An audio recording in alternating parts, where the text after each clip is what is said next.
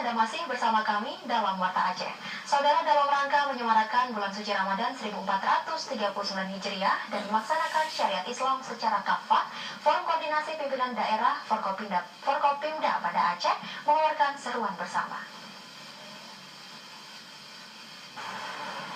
Seruan ditandatangani Wali Kota bersama Forum Koordinasi Pimpinan Daerah Forkopimda Plus ini mulai berlaku hari ini.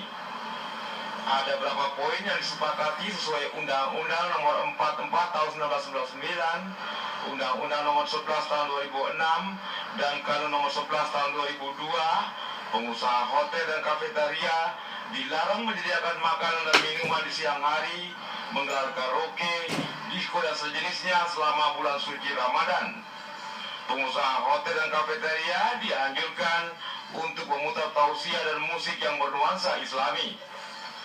Khusus untuk pemilik usaha makanan dan minuman juga wajib menutup kegiatannya sejak pukul 5 pagi hingga pukul 16 WIB.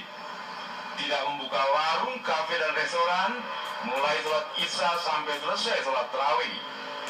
Sedangkan untuk pengusaha biliar, PlayStation dan hiburan lainnya dilarang membuka usahanya kecuali yang digunakan sebagai tempat salon dibolehkan sejak pukul 9 hingga pukul 16 dengan tetap menjaga ketentuan sesuai surat izin usaha salon.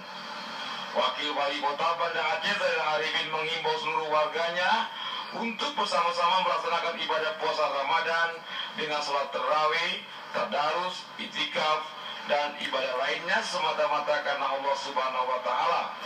Seruan bersama ini dimaksudkan agar tercipta suasana kehidupan yang tertib dalam masyarakat.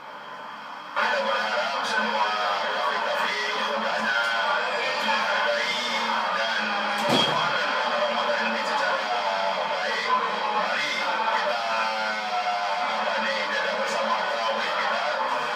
Kafe-kafe kita berharap bukanya silakan saja pada malam hari, tapi lihat waktu jaga bersamaan dengan waktu sholat.